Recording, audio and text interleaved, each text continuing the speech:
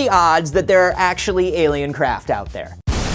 Is that for 6 decades the government's been covering up the fact that aliens do exist. Well, you know, that's what we're instructed to say. Witnesses now claiming they saw strange lights in the skies of southwest Florida on 2 separate occasions in 2 different locations.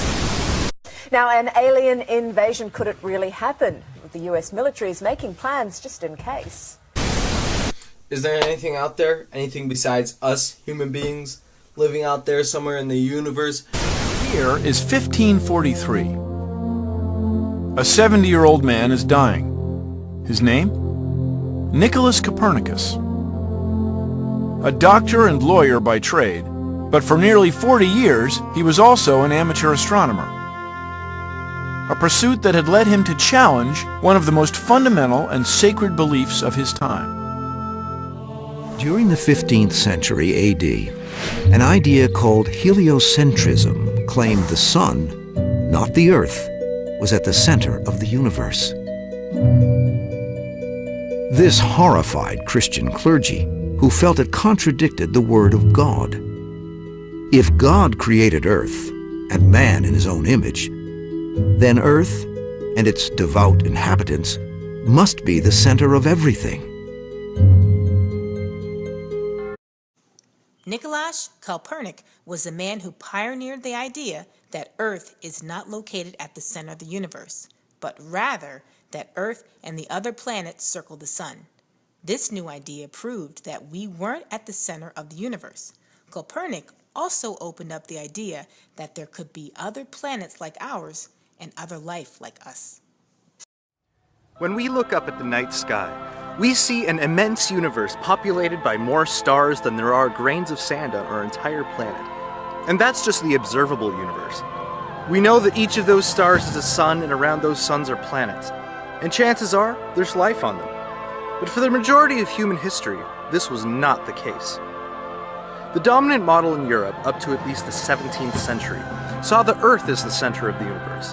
The sun, the planets, and the stars were thought to be placed in a series of crystalline concentric spheres that rotated around it. Beyond that lay heaven.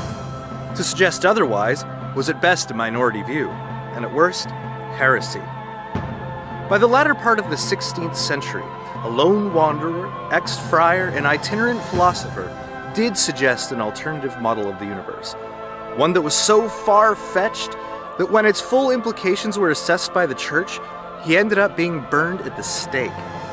His cosmology was one of infinite worlds, both large and small. His philosophy, one of love and acceptance. His name, Giordano Bruno. Giordano Bruno was an Italian intellect. He followed the ideas of Copernicus and ran with them, which was deeply frowned upon in his society. Bruno was punished for his writings about other humans and dimensions of reality on other planets by being burned at the stake in 1600. In his book, On the Infinite Universe and Worlds, 1584, he wrote, "Innumerable suns exist.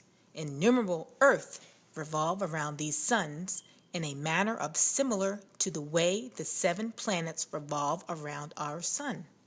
Living beings inhabit these worlds."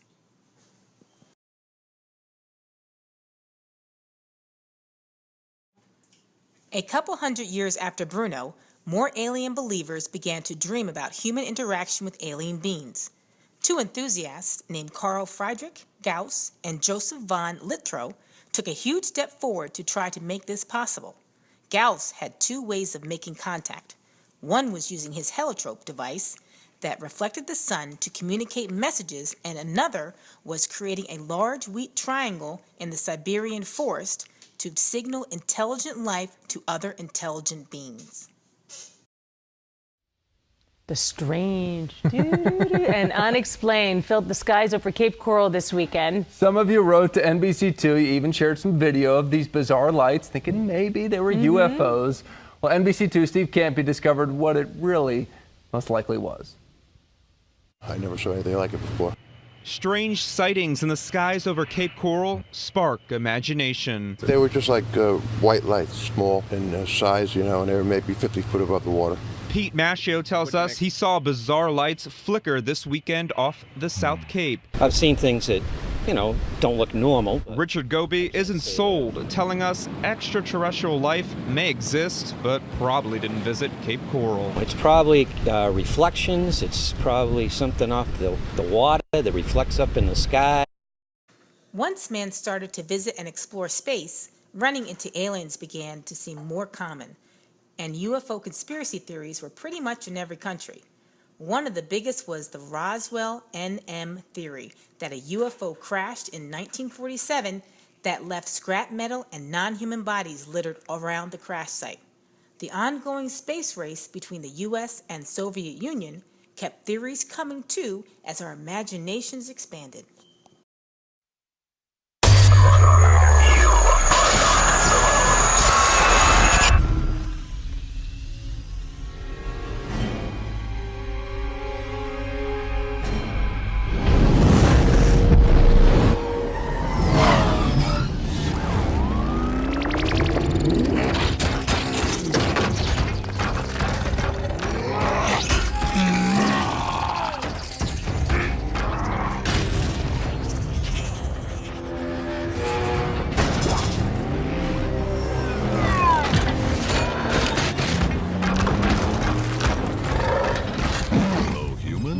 Please tell me you see that too.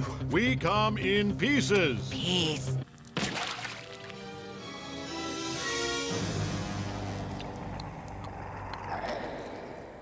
You one ugly mother.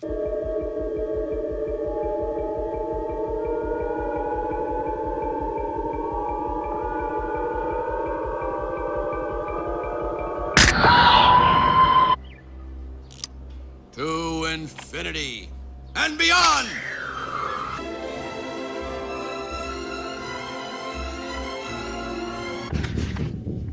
I'll be back.